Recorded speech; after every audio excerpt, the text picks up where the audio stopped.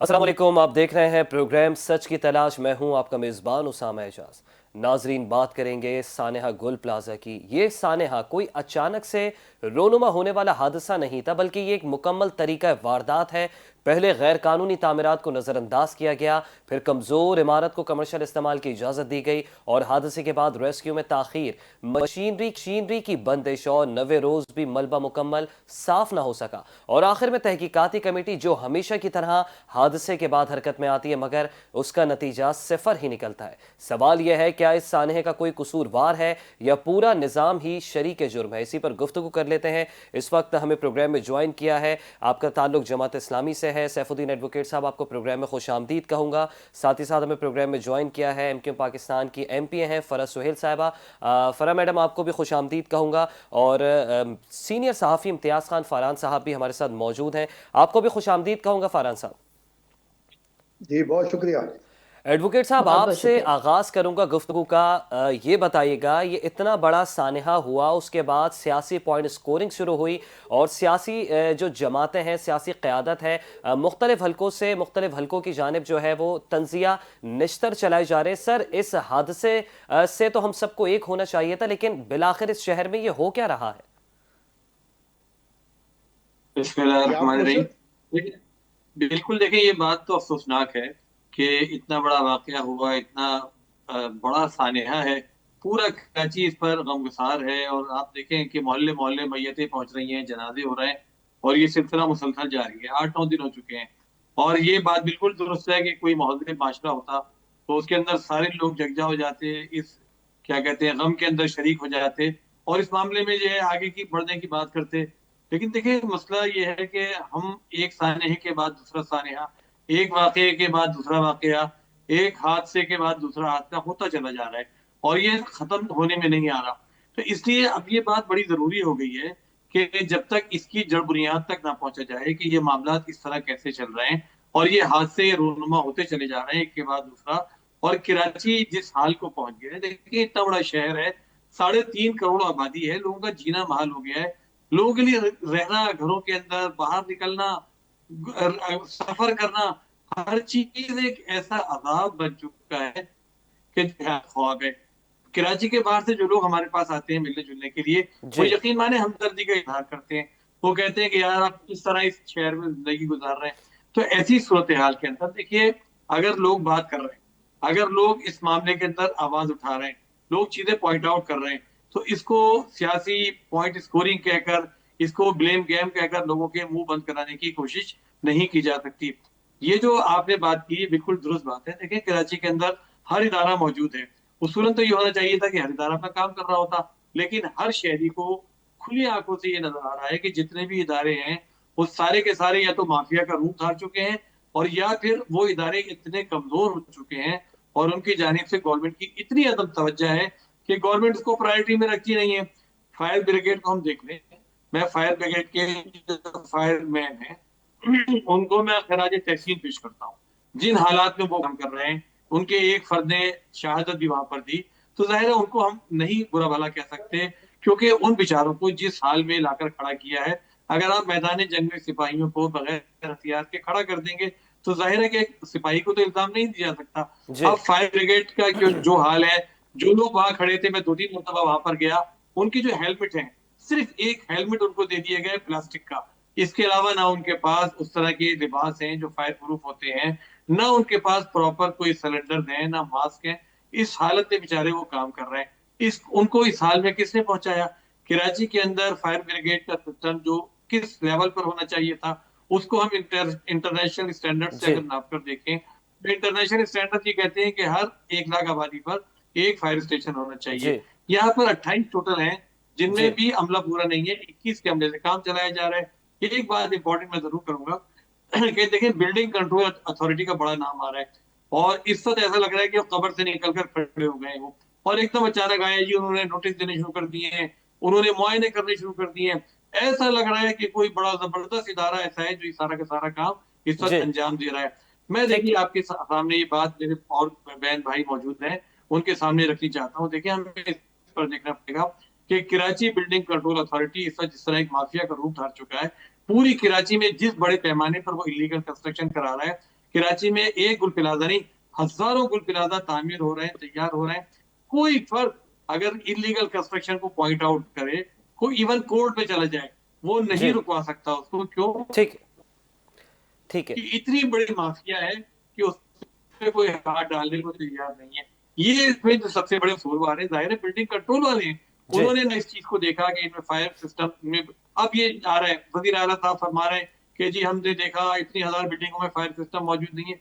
तो मैं ये कहता हूँ कि अगर मौजूद नहीं है ना, तो मौजूदा बिल्डिंग कंट्रोल अथॉरिटी के सरबराह को और इससे पहले वाले जितने भी है ना, उन सबको मुकदमे के अंदर बुक करना चाहिए कि तुम लोग बैठे हुए क्या कर रहे थे, ठीक है तुमने एडवोकेट बिल्डिंगों का साहब। क्यों नहीं मुआयना करवाया, तुमने क्यों नहीं ये चीज पॉइंट आउट की। देखिए, बस एक बात और मैं कह दूं जी कि वजीर आला साहब ने, मुझे अफसोस की बात है कि पूरे सूबे के वजीर आला है, बजाय इसके कि वो कंसंट्रेट करते इस वाक़े पर, इस हादसे पर, इसकी तहकीकात कराते, इसके मुजरिमों को ढूंढते, इसका मदावा सोचते। अब जी उन्होंने एक और नया तमाशा लगाया, लीज किसके जमाने में हुई और इंडिया के जमाने में प्लॉट किसके नाम था और अब क्या हुआ और बिल्डिंग कंपनी। भाई, इन सारी चीजों से आग बुझाने का क्या ताल्लुक है कि ठीक आग है, बुझाने में नाकाम हुए?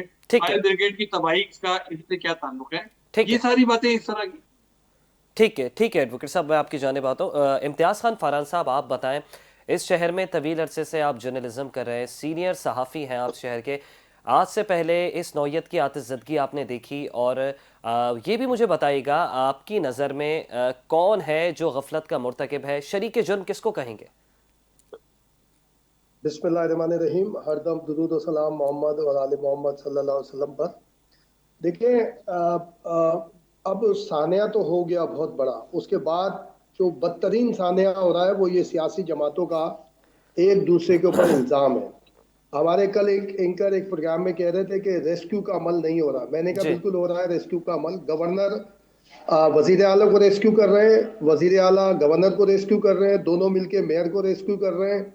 और फिर ये मिलके ये हमारे जमात इस्लामी के सेफ भाई भी बैठे हैं, एमक्यूएम भी है, पीपल्स पार्टी भी, जी ये सब मिलके एक दूसरे को रेस्क्यू कर रहे हैं। जी और मामले को एक अजीब बहस में जो सेफ भाई ने फरमाया कि वो ईस्ट इंडिया कंपनी चला गया मामला, जी कि जनाब प्लाट के बाद प्लाट की मालकी की है ही नहीं। बात, ये बात बिल्कुल सही है कि ये है कि आपने जब ये एक वाकया हुआ उस पर काबू पाने के लिए उसको रेस्क्यू, अच्छा हम रेस्क्यू का नाम दे रहे हैं। अमवात को तलाश करना, बॉडीज को तलाश करना रेस्क्यू थोड़ी होता है। जी इंसान को बचाना रेस्क्यू होता है, माल बिल्कुल। असबाब को बचाना रेस्क्यू होता है। ये तो अब बरामदगी का है कि अब हम बरामद करने की कोशिश कर रहे हैं कि कुछ बरामद हो जाए, कुछ चीजें मिल जाए, बाक़ियात मिल जाए, ये सब मिल जाए। एक तो ये, दूसरा आप जो जिम्मेदारी वाली बात कर रहे हैं ना, मैं समझता हूँ सबसे बुनियादी जिम्मेदार मार्केट एसोसिएशन है। मैंने पहले दिन जब मैं गया हूँ वाकये पर, ये हफ्ते वाला पिछले जो हफ्ता था, मैंने वहां पर भी अपने इदारे में यही रिपोर्ट किया है। सबसे पहली जिम्मेदार मार्केट एसोसिएशन है।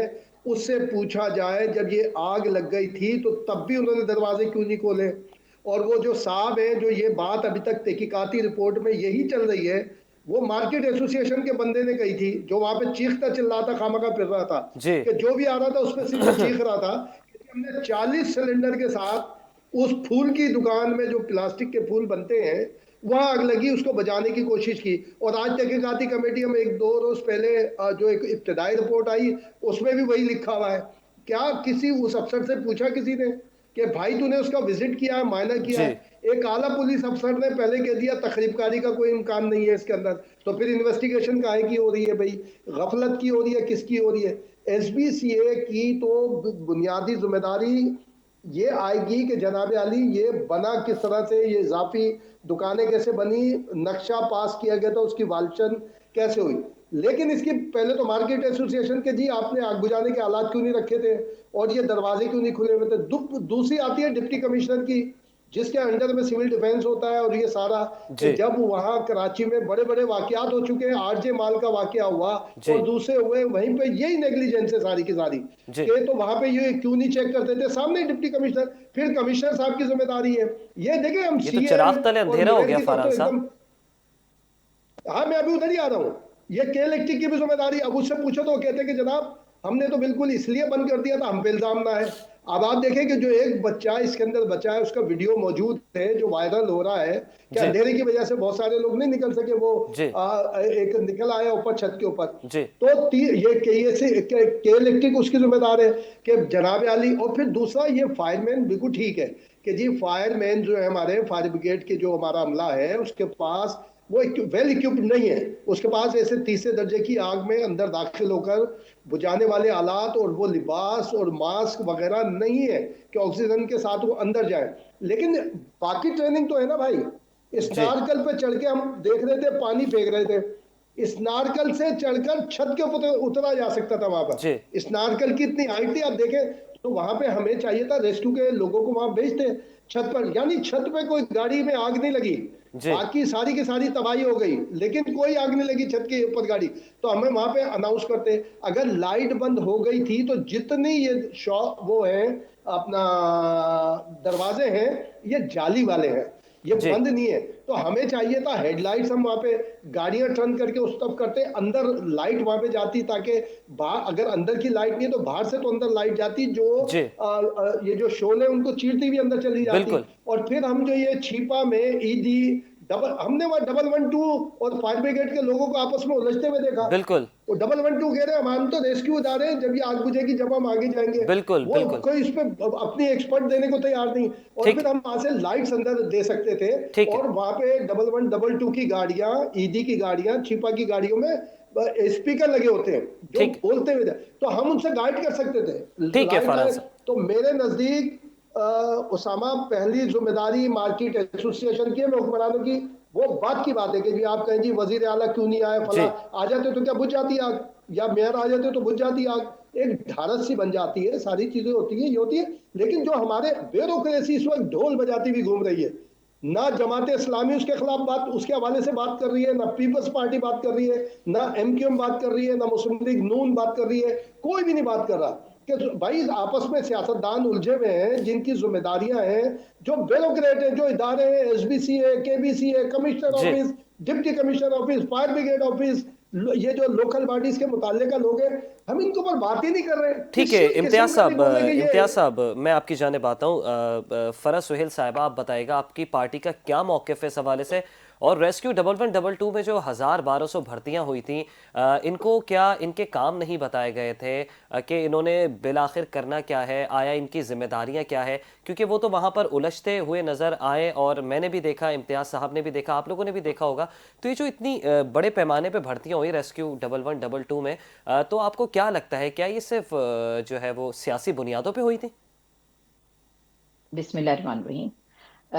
जी देखें, ये बात सबको मालूम है कि सिंध हुकूमत सिंधियों तक को नौकरियां बेचती है। और जब नौकरियां मिल जाती हैं खरीदने वालों को, या जिनको नौकरी चाहिए होती है उनको मिल जाती है, हुकूमत की तरफ से अपॉइंट हो जाते हैं, तो पेपर वर्क बेहतरीन होता है हुकूमत सिंध का। आपको आपको कोई उसमें कमी नजर नहीं आएगी। लेकिन जहां पर बात आती है कि जो नौकरी पर मौजूद हैं, आपने उनकी ट्रेनिंग किस तरह करनी है, कि बिल्कुल अगर उनकी ट्रेनिंग ही प्रॉपर तरीके से नहीं की जाएगी तो मेरे ख्याल से वो अपने फराइज सही तरीके से अंजाम नहीं दे पाएंगे। साथ ही साथ इतना बड़ा सान्या हुआ है, और रेस्क्यू जैसे मेरे भाई ने कहा, जो यहाँ पर मौजूद हैं जर्नलिस्ट जो हैं, आप ये देखें कि रेस्क्यू की टीम देर से पहुंची। रेस्क्यू का काम है, इन्होंने सही कहा, रेस्क्यू है बचाना, जान को बचाना।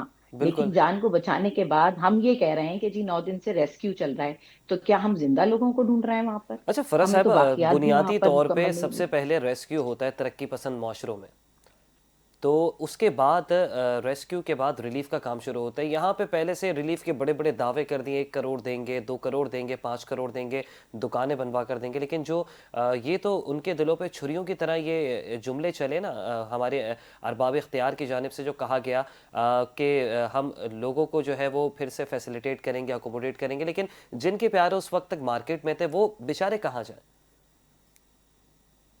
ये देखें, सिंध हुकूमत इनके रेस्क्यू की बात आप कर रहे हैं, और फिर उसके बाद जो रिलीफ की बात है, उनको पहले ही पता था कि हम रेस्क्यू तो दे नहीं पाएंगे, क्योंकि उनको अंदाजा है नाकिस कारकर्दगी 17-18 साल से सिंध हुकूमत की, कराची की आवाम, सिंध की आवाम देख रही है। जी और अब तो पूरे मुल्क पे ये बात आया है। तो उनको अंदाजा था कि जी रेस्क्यू के लिए तो हमारे पास कुछ भी नहीं है। जिस तरह वहाँ काम हो रहा था, जिस तरह हमने मीडिया पर भी देखा, मीडिया वालों को मैं खराज तहसीन पेश करूंगी कि इस मामले के हवाले से मीडिया ने बहुत अच्छी रिपोर्टिंग की। और लोग भी वहां पर जो मौजूद थे, कराची के लोग वहां पे, उनके प्यारे मौजूद थे जो आखिरी आखिरी अब उन्होंने कॉलें सुनी उनकी, और मरते हुए जलते हुए अपनी आंखों से जी देखा। वो तकलीफ, उस तकलीफ का अंदाजा वही लोग कर सकते हैं जिन पे शायद ये चीज गुजर चुकी हो। जी अरबाब इख्तियार हमारी सिंध हुकूमत को इस बात का अंदाजा नहीं है।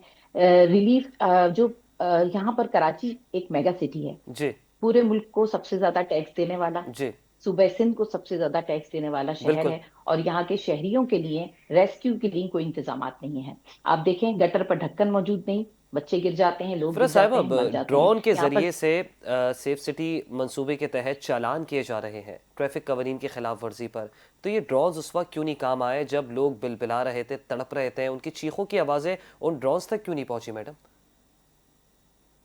कैसे पहुंचती हैं ये बताइए आप मुझे, कि ड्रोन्स यहाँ पर जितनी भी मीडिया टीम्स वहां पर मौजूद हैं, यहाँ तक के जो आपके यूट्यूब पर और टिकटॉक बनाने वाले लोग हैं, वो तक ड्रोन्स रखते हैं जी और वो तक आगे पहुंच सकते हैं। हमारे पास, सिंध हुकूमत के पास तो यहाँ पर, आप यकीन करेंगे, जो वहाँ पर फायर फाइटर थे उनके पास तो जूते सिर्फ रबर के थे। वो तो कहने लगे जूते भी, मैं प्रोग्राम देख रही थी, उसमें फायर फाइटर ने कहा कि जो जूते पहने हुए हैं वो भी मैंने खुद खरीदे हैं। तो ये वाली चीजें, जो उनके पास इक्विपमेंट था ही नहीं फायर जी। फाइटर्स के पास, किस पानी पानी एक पानी की कमी, आप ये देखिए, ये पानी इतना की बड़ा किल्लत का शहर भी है, सामना था, यकीनन चीफ फायर पानी की ऑफिसर की जानिब किल्लत से का कहा गया सामना था। था। बिल्कुल, पानी की किल्लत का सामना था। जहां पर पानी मुयस्सर नहीं है वहां पर आप ये समझते हैं क्या ये सिंध हुकूमत, ना अहल सिंध हुकूमत के पास ऐसे ड्रोन्स होंगे जो वहां के लोगों को देख सकते, वहां के लोगों की आवाजें, दिलखराश चीखें सुन सकते? इनके ऊपर दरअसल ये बेहिस हुकूमत है, बेहिस है। ठीक 18 साल से इन्होंने कुछ भी नहीं किया। ठीक ना कोई आपके फाइव टेंडर्स प्रॉपर मौजूद हैं, इतनी बड़ी आबादी, 3 साढ़े 3 करोड़ की आबादी के लिए कोई भी ऐसी फायर फाइटर के लिए फाइव जी टेंडर्स मौजूद नहीं है, टोटल फायर स्टेशन मौजूद नहीं है। जी तो फिर ये वाले हादसा तो जन्म लेते रहेंगे। ठीक ठीक है। सैफुद्दीन एडवोकेट साहब, आपकी जानिब आऊँगा। सर, इतना बड़ा इंधोनाक सानेहा है, लेकिन उसके बावजूद भी हमने देखा कि वज़ीर आज़म पाकिस्तान वो इस शहर में नहीं आए। आप क्या कहेंगे? क्योंकि जब इमरान खान की गवर्नमेंट थी तो हज़ारा बरादरी के कुछ लोग शहीद हुए थे, ज़ायरीन थे, तो उनके प्यारों ने उनकी लाशें रखी थी शाहरा पर और कहा था कि जब तक वज़ीर आज़म नहीं आएंगे हम उनकी तदफीन नहीं करेंगे, आखिरी रसूमात नहीं अदा करेंगे।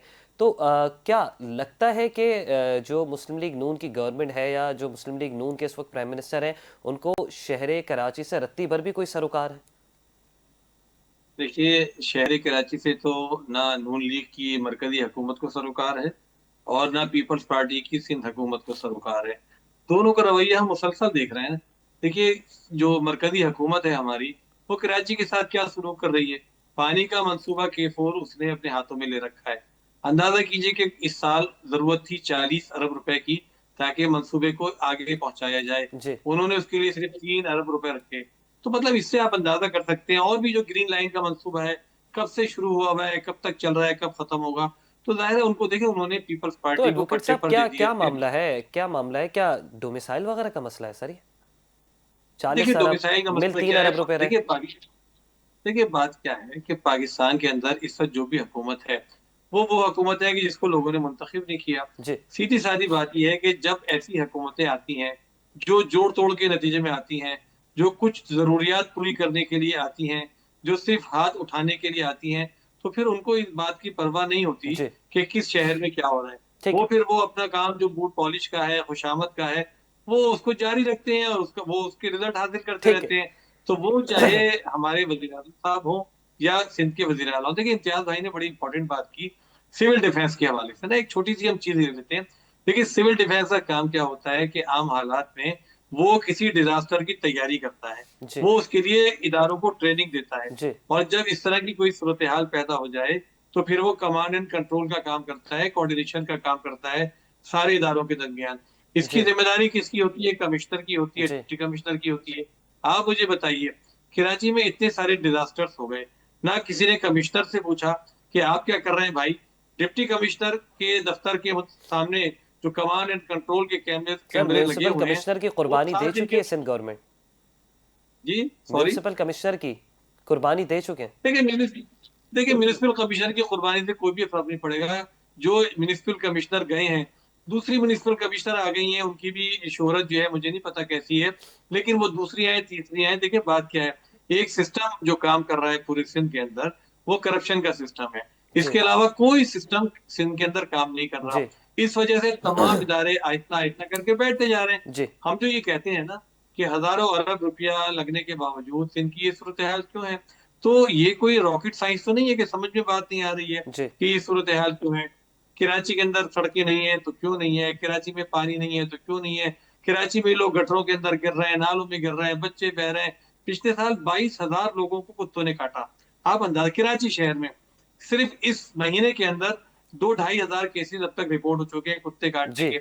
मतलब कराची तो एक ऐसा लावारिस शहर हो गया ना कि जहां आपको अपनी जिंदगी बचाने के लिए, अपनी जायदाद बचाने के लिए, अपनी इज्जत बचाने के लिए ठीक है खुद ही एडवोकेट सब कुछ साहब, करना पड़ेगा। ठीक है एडवोकेट साहब। जी इम्तियाज साहब, शहर के लोग ट्रक के नीचे, हैवी व्हीकल्स के नीचे आके इस दुनिया से, दुनिया फ़ानी से कूच कर रहे हैं। गटर में गिर के लोग मर रहे हैं, आतिशज़दगी से जल के मर रहे हैं, गैस सिलेंडर धमाकों की जद में आकर लोग जो है इस दुनिया से जा रहे हैं। सर, कोई है पुरसाने हाल इस शहर का इम्तियाज साहब?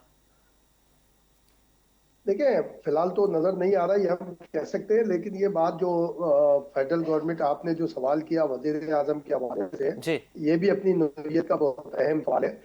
आप उसको तो छोड़ दें, किसी वफाकी वजीर ने जो उन सालों तक उन्होंने भी नहीं किया, और जी किसी भी किसी का विजिट, और ना सिर्फ विजिट नहीं किया, कोई ऐसी अनाउंसमेंट भी नहीं है जिसको हौसला अफजा कहा जा सके या किस तरह से बोला जा सके। लेकिन जी ये मैंने और आपने मिलके करना है।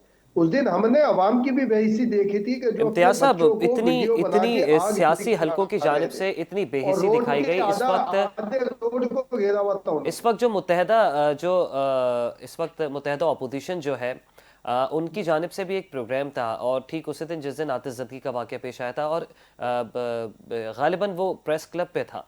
तो सर, दो बोल नहीं बोल सके अपोजिशन जो है, तहरीक तहफ़्फ़ुज़ आइन पाकिस्तान, जब आइन के मुहाफ़िज़ ख़ुद को कहलवा रहे हैं, वो करार दे रहे हैं, लेकिन सर क्या कराची वालों के लिए दो लफ्ज़ अगली कोई नहीं बोल सकता? अचकज़ई साहब भी यहाँ पर आए, राजा नाज़िर अब्बास साहब भी यहाँ पर आए। जी बिल्कुल मौजूद थे, अचकजई साहब भी मौजूद थे, जो अपोजिशन लीडर हैं जी वो मौजूद थे, और ये सारी चीज। लेकिन देखें, हम दूसरों को ब्लेम करते हैं, ये कराची में जो कराची आइट्स हैं वो खुद ही क्यों नहीं इस बारे में बात करते। एक तो देखें, मामले को उलझा दिया गया और बिला वजह की दूसरे पे ब्लेम तो करके इम्तियाज अब साहब, अगर नीचे निकाल अगर के कराची को अहलियाने हवाले कराची कर खुद से दिया कुछ जाए, करेंगे तो कराची को फिर सूबा बना दिया इंतजामिया जाए। और हुकूमत जो है उन्हें कहेगी कि ये तो सिविल नाफरमानी के दर पे। नहीं नहीं, सिविल नाफरमानी वाली बात नहीं हो रही। बात ये है कि मैं तो आपको कह रहा हूँ, ये जो फायर ब्रिगेड के अंदर काम करते हैं, ये जो डिजास्टर मैनेजमेंट में काम करते हैं, हाँ ये देखें, डिजास्टर मैनेजमेंट की बात भी सुन लें। डिजास्टर जिन ना प्रोवेंशनल ना जो नेशनल है वो भी नहीं समझ रहे। मेरा इस सेंस में कहना है, ये जितने यहाँ पर मौजूद हैं जो काम करते हैं ना, बहुत सारे, हमने कराची को तय कर लिया है कि हमने कराची को रुस्वा करना है। जी हम कभी, अच्छा है, हम कभी सत्तार ईदी की बात नहीं करेंगे कि कराची ने पैदा किया, हम बिल्कुल। अदीब रिजवी की कभी बात नहीं करेंगे, हम कभी जी SIUT की बात नहीं करेंगे, जी हम कभी इंडस हॉस्पिटल की बात नहीं जी करेंगे, हम कभी NICVD की बात नहीं, यानी जो जी हमारा एजाज है पूरी दुनिया में। जी और हम सिर्फ और सिर्फ हमने ये लगा हुआ है कि जी कराची तबाह हो गया। अगर कराची तबाह बर्बाद हो रहा होता ना भाई, तो हाई राइज ना बन रही होती यहाँ पर आबादी का दबाव अभी तक नहीं होता। ये सारी चीजें हम कहते हैं, एक दो इशू में फंसाकर कराची की जो शनाख्त है, जो उसका प्राउड है पूरी पाकिस्तान में नहीं पूरी दुनिया में, जी हम उसको भी खत्म कर देते हैं, और हम एक ब्लेम गेम में आ जाते हैं, हम तासुबात में आ जाते हैं कि जी जी फला सिंधी, ये जी मकामी गैर मकामी। जी भाई मकामियों ने तबाही की है सबसे ज्यादा, गैर मकामी को छोड़ दें। अच्छा, मकामी गैर मकामी की इस्तेलाह अभी इस आग में क्यों लेकर आ गए, और ऐसे ऐसे मुतालबे कि जी ये कर दिया जाए और जनाब फला के हवाले कर दिया जाए। जी अच्छा, वजीर आजम देखने नहीं आया यहाँ पे, अगर वफाक के हवाले हो जाएगा तो क्या हो जाएगा, तीर मारेगा वजीर आजम आकर यहाँ पर, या वफाक यहाँ पे क्या करेगी, ठीक है। 5 रुपए देने को तैयार नहीं है। जो अभी सेफ भाई कह रहे हैं कि बात सही है बिल्कुल, के 4 का मंसूबा मुकम्मल करने को तैयार नहीं है, यानी जो फेडरल प्रोजेक्ट चल रहे हैं उनको पूरे करने को तैयार नहीं है। जी तो क्या मना किया है कि वफाक को किसी 18वीं तरमीम ने कि जनाब जी हम यहाँ पे काम ना करें। आप बिल्कुल। झूठे झूठे वादे करते। इमरान खान ने 126 अरब का वादा किया, फिर 1100 अरब रुपए का वादा हो गया, जी। फिर अभी फिर आया है कि नया प्रोजेक्ट होगा जी कराची के लिए। तो मेरे भाई जो है ना टेंशन हमें कराची वालों को, और उसमें कोई भी है उसको कराची तक के भाई, अब हम आगे की बात नहीं करें, अब हम इसमें फंसे हुए हैं कि जी गुल प्लाजा में दहशतगर्दी हुई है या नहीं हुई है। जी। भाई आगे मैं उस दिन था, मैंने ये बात बोली है और अभी फिर बोल रहा हूं, कराची में रिचेस्ट प्लेस पर जितनी रिचेस्ट मार्केटें ग्राउंड प्लस 1 2 3 है, जी। सब खतरे में। आग लगेगी, कत्ल होंगे, या कोई और होगा, वो खाली होके उन्होंने बनना है। जी। इस गुल प्लाजा के लिए मेरी डिमांड नहीं है, मेरी रिक्वेस्ट है। हम सबको उलमा इकराम की तरह भाई, उलमा इकराम ने आके कोई इस मामले में हमें फतवे दिए या कोई चीजें कही है कि आके कि ये जो बॉडीज मिल रही है टुकड़ों में मिल रही है, क्या किया जाए। बिल्कुल। अच्छा, उससे भी आगे आप चले जाए, हमारी अदलिया मास्टर प्लान का केस या हाई कोर्ट में पेंडिंग पड़ा है, चल रहा है, होती है जी। भाई, मास्टर प्लान अनाउंस कर दे यार। जी। और ये सो मोटो कराची बदमनी केस अभी तक चल रहा है, जी। 20 साल होने के बाद, इफ्तिखार चौधरी के दौर में था। जी। तो भाई एक सोशल सो मोटो ले लें, या अफरीदी साहब 26वीं आईनी तरमीम ने हाथ नहीं बांधे हुए, आप ले लें जो 3 से ठीक है। सलाह मशवरा सोशल एक ले लें सो जी। मोटो, और यहाँ पे लाए। और इसके लिए ठीक है एक इम्तियाज आखिरी साहब। बात ये उसामा, जी। ये जो बिल्डिंग है ना गुल प्लाजा वाली, सिर्फ एक गुजारिश है, जी। गुल प्लाजा वाली बिल्डिंग इस मार्केट एसोसिएशन के अंडर में नहीं बननी चाहिए। जो मौजूदा ऑनर है उसके नहीं, एक ट्रस्ट बना दे, अदीब रिजवी साहब है, बारी खान साहब है और यहाँ के रेनोवेट लोग हैं, उनके ऊपर एक ट्रस्ट बनाए, जी। ट्रस्ट के हवाले करके बिल्डिंग बनाए, ठीक। बेनिफिशियरी नहीं रखे मालिक को, ताकि आइंदा ऐसे वाकयात ना हो ठीक है। कि छोटी बिल्डिंग है गिरा के हाई राइज बनाने के चक्कर में आप जी। इसको इबरत इस तरह बन सकता है कि इस जो बिल्डर माफिया को डैमेज करने का तरीका है कि ट्रस्ट के नाम पे ये बिल्डिंग बनाया जाए, भले 50 मंजिल बना दे, ठीक है। बना दे, 2 2 फ्लोर किसी इदारों को दे दे, वेलफेयर इदारों को दे दे, तब ये वाकयात रुकेंगे, वरना तो ये चलते रहेंगे। ठीक है इम्तियाज साहब। ठीक है इम्तियाज साहब। फरा साहिबा, आपकी जमात की जानिब से मुतालबा किया गया था, बड़ा पुरजोर मुतालबा किया गया था, सीनियर रहनुमा है और वफाकी वज़ीर सेहत भी हैं सैयद मुस्तफ़ा कमाल साहब, कि कराची को वफाक के हवाले किया जाए। आपको लगता है कि ये 18वीं तरमीम में जो है बाल बराबर भी कुछ रद्दोबदल पाकिस्तान पीपल्स पार्टी या सिंध हुकूमत करने देगी? देखिए 18वीं तरमीम हो या कोई भी तरमीम हो, कोई सहीफा आसमानी सहीफा तो है नहीं कि ठीक है। उसमें तब्दीली नहीं की जा सकती। तरमीम खुद ही एक लफ्ज है जिसमें तरमीम का मतलब यही है कि अमेंडमेंट। तो जो तरमीम आ गई है उसमें मजीद अमेंडमेंट की वक्त और जरूरत के लिहाज जी। से की जा सकती है। जी। और जहां पर लोगों की आवाज अगर बुलंद हो रही है अपने हुकूक ना मिलने की जी। या अपने ऊपर जुल्म होने की, जी। तो ऐसी तरमीम इसीलिए बनाई जाती है, अवाम के हुकूक के लिए बनाई जी। जाती है ना तरमीम। आइन बनाया किसने गया है कि एक तरीके से, एक प्रॉपर उसूली तरीके से मुल्क को चलाया जा सके। तो तो आपको लगता जब है इस कि आइन में, जब तक 18वीं तरमीम के ज़ेर असर ये सूबा रहेगा तो वफाक जो है इसमें बिल्कुल भी मुदाखलत नहीं कर सकता? देखिए 18वीं तरमीम में एक शिक बल्दियाती इदारों को मजबूत करने के हवाले 140 से ए। भी थी।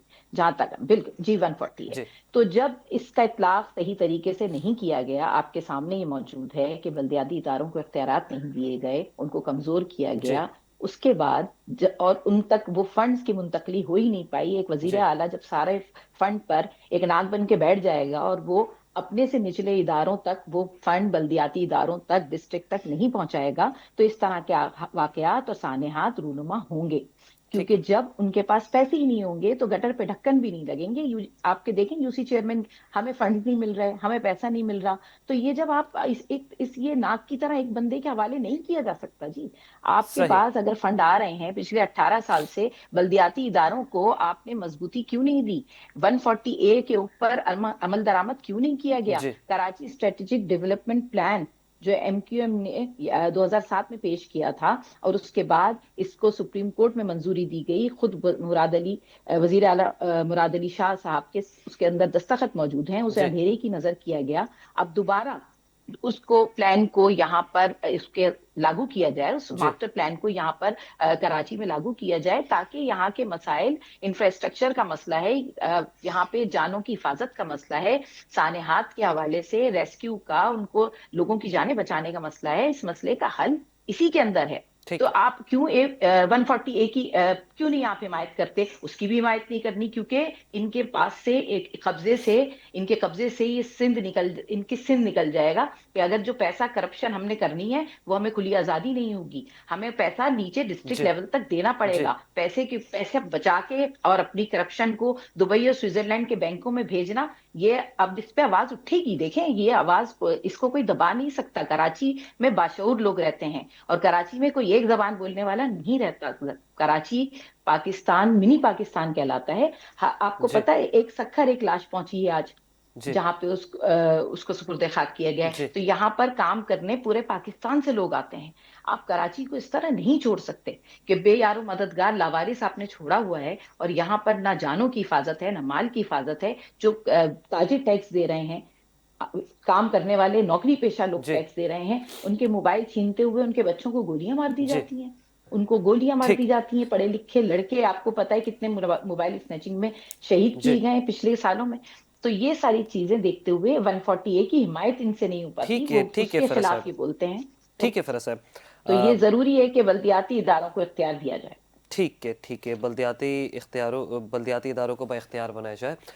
एडवोकेट साहब, मैं आपकी जानिब आऊँगा। सर, सेफ्टी एग्जिट नहीं बनाए जाते हैं, हाई राइज बिल्डिंग्स बना दी जाती हैं, जैसे फरहान साहब ने भी तस्करा किया था कि हाई राइज बिल्डिंग बनाई जा रही हैं और कितने कितने फ्लोर्स पे बनाई जा रही हैं। तो सेफ्टी एग्जिट जो बुनियादी जिम्मेदारी है वो सिविल डिफेंस की भी है, और इसके साथ ही साथ सिंध बिल्डिंग कंट्रोल अथॉरिटी की भी है, जो पहले केबीसी हुआ करता था।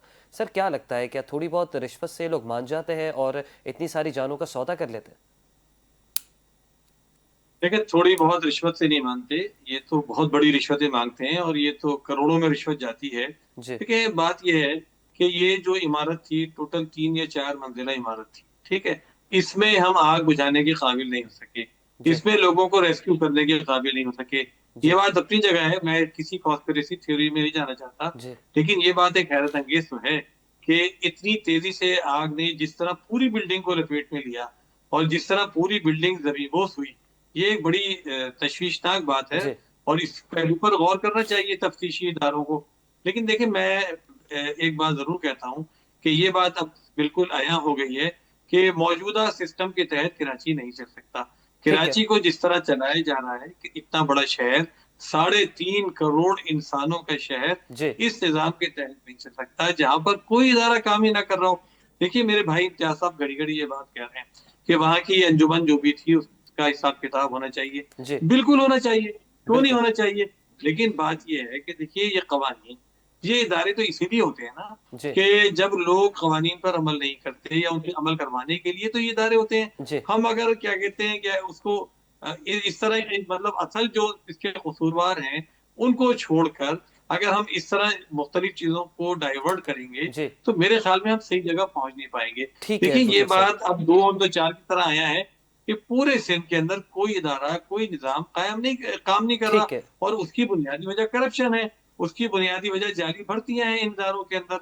तो हमें अब ठीक है। कराची को चलाने के लिए मैं ठीक है अलग एडवोकेट साहब, सूबे की और मैं हुकूमत की लास्ट में तरफ। इम्तियाज़ साहब का भी मौक़िफ़ लेता हूँ। इम्तियाज़ साहब, एज सीनियर सहाफ़ी, कराची में तवील अरसे से आप सहाफ़त कर रहे हैं, हुकूमत को और बाब इख्तियार को कोई मशवरा देना चाहेंगे आप अपनी जानिब से?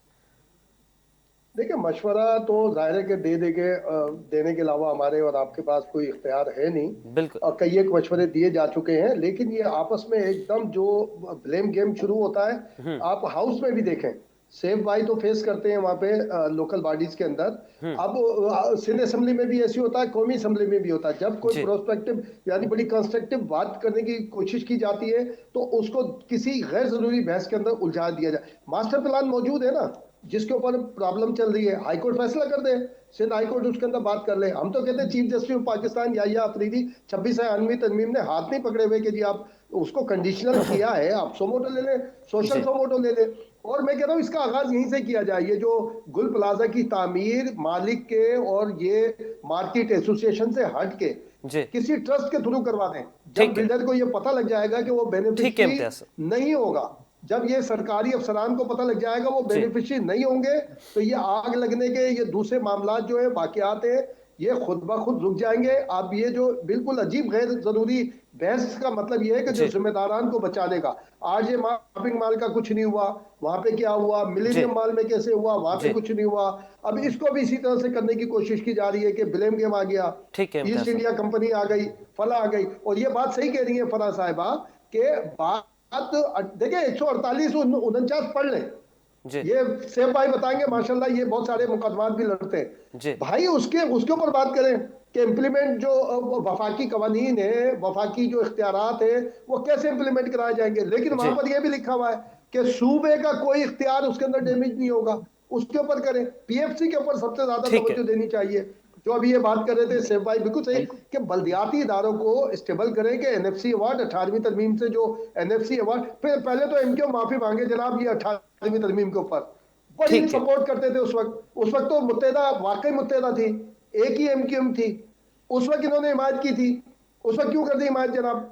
अब ठीक वो है हिमायत की है तो पहले उस पर बात ठीक है मत कर इम्तियाज लें साहब, और प्रोग्राम का बताएंगे वक्त जो जनाब है किस अपने इख्तिताम की जानिब पहुंचा है।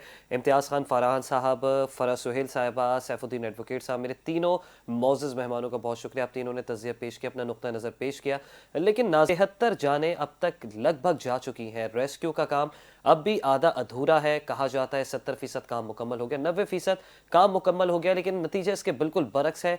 जिम्मेदार जो है वो अब तक बेनाम है, कोई तयन नहीं कर सका किसकी गफलत है, कोई नादिम भी नहीं दिखाई देता। नाज़रीन, सवाल ये नहीं कि इमारत क्यों गिरी, बल्कि सवाल तो यह है क्या सच भी इमारत के मलबे तले दब जाएगा। सोचिएगा ज़रूर अल्लाह ने के बाद।